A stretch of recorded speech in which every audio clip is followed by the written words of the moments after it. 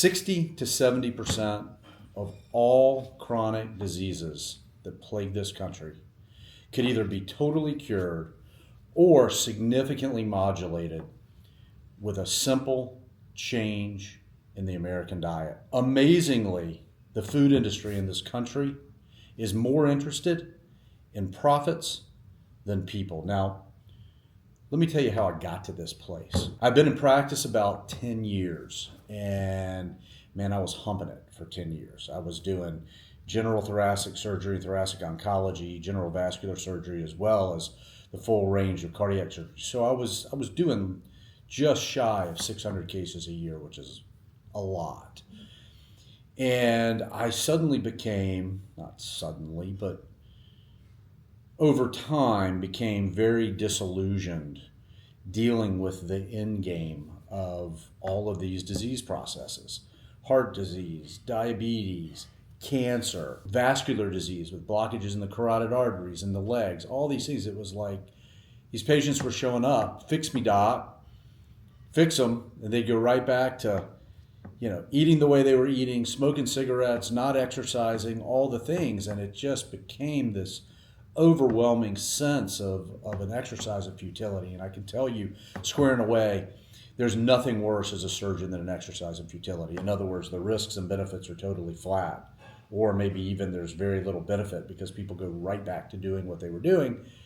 And so then potentially the surgery was just risk, which is really disheartening. I started to examine this, and it's interesting because the more and more I've had this conversation over the last couple of months, I realize that there are a lot of physicians that have had similar experiences to me that have had this epiphany and gotten to this place. And, 10 years in practice, that's about 16 years ago, 15 years ago for me. And I was very involved in endurance sports, triathlons. My wife was very involved in running and overall fitness.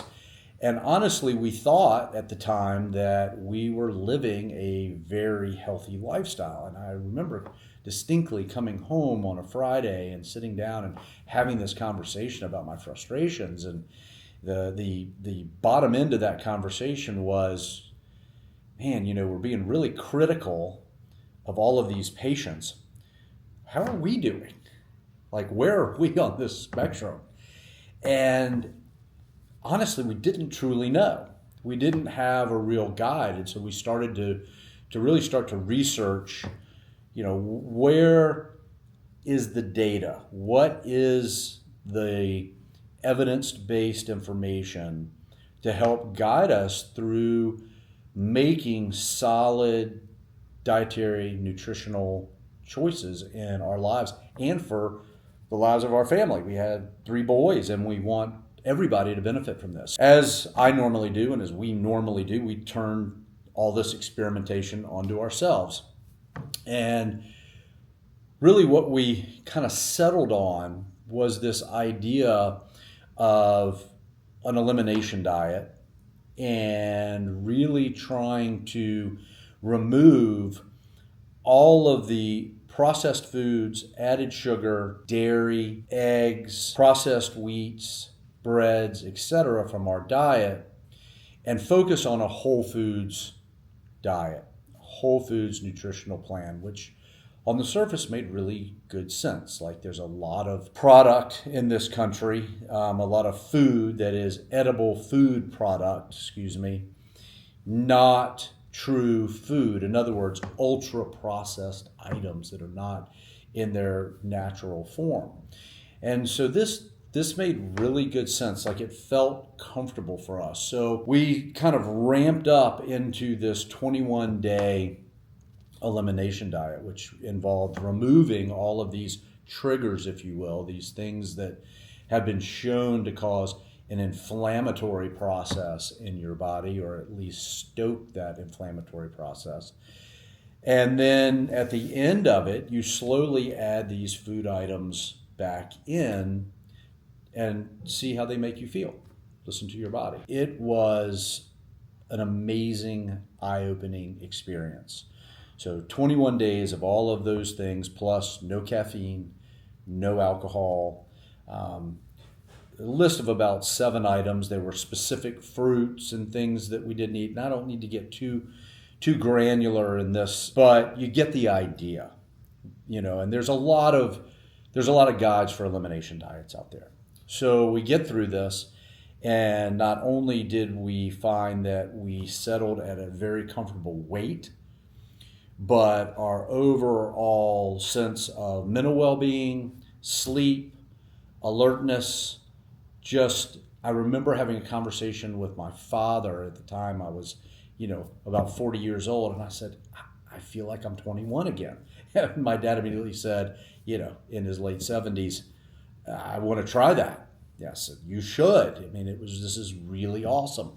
So at this point, I felt like I wanted to dive deeper into this space, and I didn't really know where to go. And a cardiologist by the name of Alejandro Younger, whose elimination diet we actually followed, we became friendly. I called him and talked to him about various aspects of the process and what have you, and he recommended that I actually explore the Institute for Functional Medicine, which was not just an eye-opening experience, but it reinvigorated my interest in medicine. And here is the reason that it did this. Functional medicine, number one, just by its title, is not defined by what it is. What do I mean by that? Well, I'm a cardiac surgeon. I do heart surgery. An orthopedist does orthopedic surgery. An acupuncturist does acupuncture. Functional medicine includes all of those things. So the spectrum for potential interventions is as wide as you can explore on the therapeutic spectrum, from naturopathy to nutritional support, to removing toxic stimuli from your environment, to all of the standard allopathic medicine that we know about. But the shift was even more than that, because what I realized was that my frustration with this in-game therapy is we as allopathic standard Western medicine physicians are trained to define the what. What do people have? Make a diagnosis, prescribe a pill, or perform an operation and fix that problem.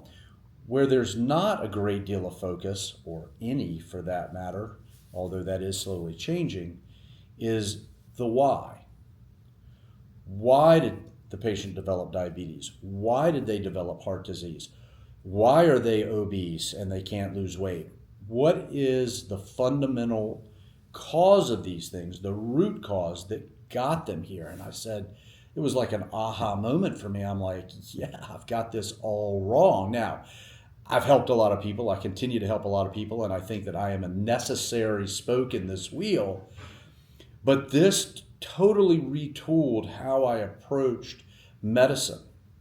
And to get even a little more specific about it, the human body has this wonderful mechanism that it strives towards wanting to be in balance. And that's not just the whole body as an organism, but down to the cellular level. Our cells really want to maintain balance with fluid and electrolytes and all of those kinds of things.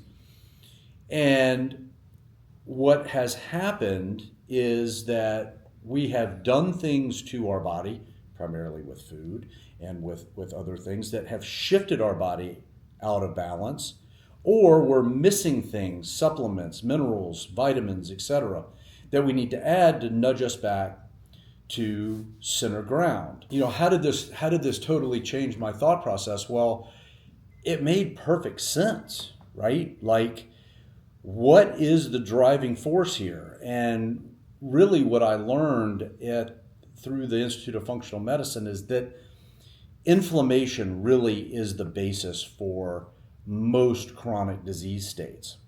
And the reason for this is that exact idea of balance, that when you are continuing to do things to your body that are throwing it out of balance, the body gets revved up and things get out of control, and the response is typically an inflammatory response. We as a family began to really integrate this whole thought process into our day-to-day lives as far as our dietary choices, movement every day with exercise, working on sleep, and basically overall health span and lifespan decisions that were incredibly impactful.